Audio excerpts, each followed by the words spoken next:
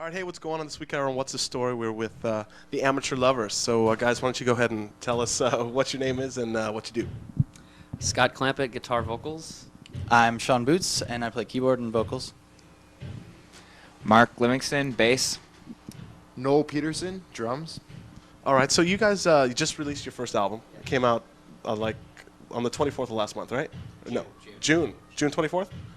No? Okay. June 24th, yeah. Yeah? Okay, great. I wasn't making that up.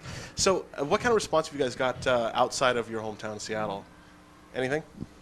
Well, as of right now, it's been a little slow since there hasn't been too much promotion for the album anywhere else. But That's why I'm here. Exactly. That's why we have Okay. this going, so that's nice. And we have sold. Actually, radio play has been the most strong thing for us. I'd say it's. We've had. I think we got up to number 69 on CMJ. That's good. For radio play, and I think we've dropped to like 91 or something since then. But that's nationwide, so that's been very nice. That's really good. All right. So, you guys just had your CD release party, right, in Seattle? Right. Was that like a big gig? Like, did you guys have like guests, people come and play with you, or did you like just do it like kind of inconspicuously, or what? Not really. It was mostly just us, actually. We had another band open up for us. A clown. The Did We he kind of juggle? tried to make it like a birthday party kind of atmosphere. The theme of the record is kind of youthfulness, and so we had balloons and party favors and stuff like that. It was a big deal. It was actually, we rarely in Seattle are the feature band. We do okay there, but we're kind of middle of the road. So it was nice for us to really be the headline act, and we packed out the OK Hotel, and it was nice to be the featured act for once. All It was right. a great show for us. That's cool. So I've listened to the record and I really like it because it's like a combination of two types of music that I really like. And forgive me if I like make a bad generalization, but when I listen to it, I think of like two bands, and that is They Might Be Giants and Joe Jackson.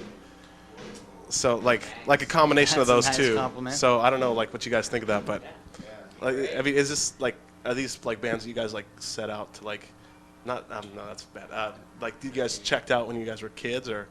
Well, They Might Be Giants that we all are all fans of. Sean's, I think, the only guy who owns their records. Joe Jackson, sort of. Really into Joe Jackson. See, I wasn't. I was way into Joe Jackson. Just, And he's a drummer. and I'm a drummer, so. Okay.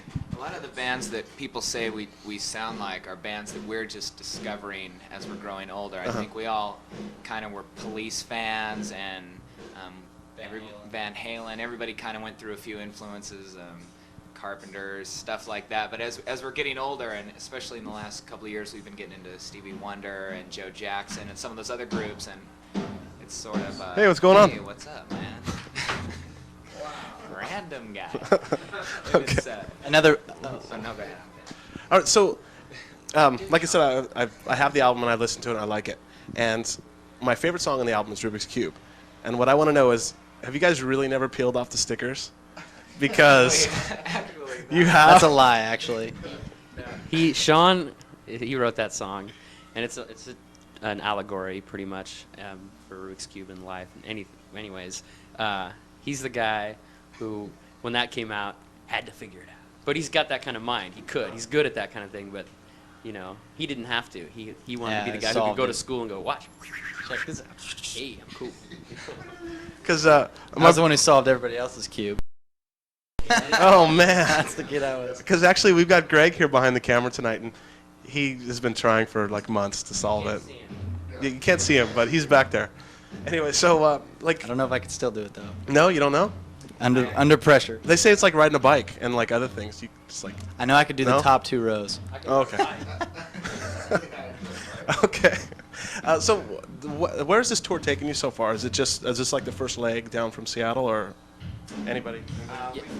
We've been playing regionally around Seattle, short trips out to Vancouver. Oh, sorry. Been playing Vancouver, not Vancouver, excuse me, Portland. That's what I mean. Portland. We got into Montana. We came down here for a week. We're kind of just getting our feet wet in terms of practicing, being on the road. We're going to New York and Australia later in September, and those are kind of the big things in the future. So for now, we're just taking short trips that are just a few days, so we can sort of get accustomed to being in the van and what Jeff smells like after 2 or 3 days, that kind of thing. We can all. Yeah. Okay. You know, Jeff, how we have to work that out. Okay. So how did you guys get hooked up with Loosegroove Records? Go. A friend of a friend of Stone Gossard and Pearl Jam, that's his label, and You mean They- Stone Gossard of Brad? oh yeah, I'll talk about that. oh yeah, sorry, Yeah, sorry. of Brad.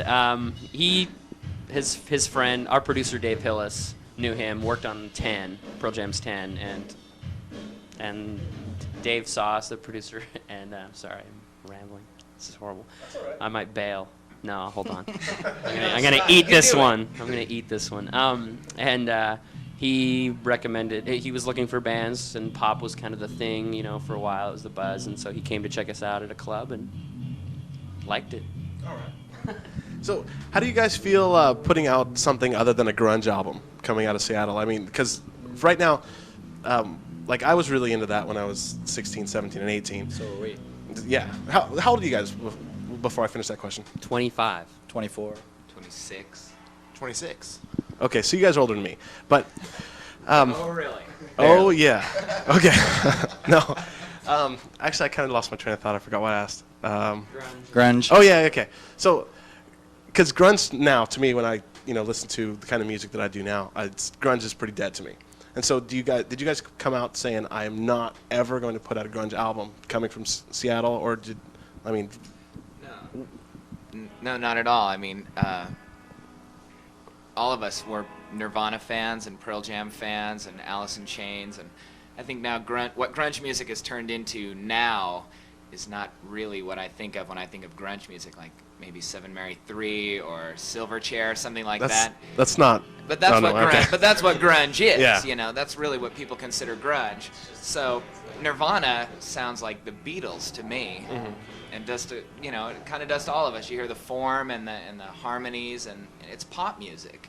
It's just got a much harder edge, and I think you have to have a real credibility to pull that off, which we just never had. So we naturally played pop music just because of our upbringing, and we just don't have the living under a bridge kind of street credibility that Okay. those guys had. But it sounds to me, in my mind, it's just kind of the same kind of thing. We just have a piano player, and it's pop format music, So it really fits in a lot better, I think, than people give it credit for in Seattle. And All right. we do well there, we do all right. All right. Well, is there anything else you guys want to tell me? Because I'm kind of out of questions now. So, you guys got some stories, or do you guys want to? What do you want to do? Well, we. What do you want to do? What do I want to do? This is an interesting road story. We came down on this tour. We left last Tuesday, and today's Saturday, right? Okay. So we played Sacramento on Wednesday and Chico on Thursday, and we showed up in Chico and fell in love with it. And me and Mark and Sean are pretty sure we're going to move there as soon as we can. We've talked about it. We stayed an extra day there, and we were so enamored that I think we're moving there. Yeah, so That's we might interesting. not be a Seattle band. Yes, much and behind the longer. camera, Greg is an alum of Chico Yes. State. Really? So he can tell us more about it before. Right on. Chico State soccer, yeah. All right. Do you guys have any stories you want to give me, or anything? I'll tell a story, by God. Tell them how we evolved. Oh, that's a good story. I was going to tell the story about when we were in Montana. It's a real, there's a real story. We strolled into Montana, and we're, like I said, we're still just kind of getting used to touring and just figuring out what it's all about, and not really knowing what to expect, and no one really knows who we are. So the shows have not been real well attended, but we roll into this town in Montana thinking that, all right, this will probably be pretty cool, and we're open-minded about Montana. And the first thing that happens, we show up and someone wants to play didgeridoo with us. Do you know what instrument that is? Yeah, it's that Australian thing. Thing, right. So that was the very first thing that happened when we got out of the van. Somebody wanted to jam on the didgeridoo with us. He's And been then- good, though. He's been playing for 3 or 4 months now, right? Yeah, he was good. We I played at must- the I mean, Earth Day Fest in Los Angeles. I gotta give on a it street up. He corner, was maybe. good. Okay. You But played in LA during. Oh yeah, during the festival. Yeah, Yeah, not necessarily as a highlighted act, just during. But then we ended up playing the show with 2 heavy metal bands, Die Sister Die. Whoa. that was the song. That was their title Yeah, track. Yeah, that was their big hit. And that's actually been kind of indicative of how it's going. We're having a hard time finding bands that are fitting with us, and so we played Not yet. with heavy metal bands, and the very next night we played with 7 country western bands. 7 country Eugene. western bands. Not 6. No, it was Not 7. 6. We were actually tribute. actually kind of psyched to come to San Francisco because we've a lot of the bands we're interested in, like Jellyfish and those kind of bands, are obviously pop. So we were kind of hoping that we would get put on a bill with some big time pop acts, but of course, our luck is not. Didn't so happen. What It is, didn't happen. what is the pop scene in San Francisco? Is The it pop scene in happening? San Francisco. The pop scene here is like punk pop. Yeah. So it's like, Ska. yeah, there's a lot of ska going on here, but not so much. I don't know. It's What about Jason Faulkner? Jason Faulkner. Yeah, he just played here in April at the Bottom of the Hill. It's the club I wanted you guys to play at. But, We'll remember that. Yeah. Come back. The Bottom of the Hill. He's still playing. Oh yeah, yeah. We saw him in Seattle in last October, November. We just got the record and loved it, and he said he'd be back in January and never heard from him again. Oh, really? Disappeared. Yeah. Yeah, if you have a band, Jason, we'd like to go on tour with you. Oh, yeah. Okay. Right. Well, I guess that's it for me.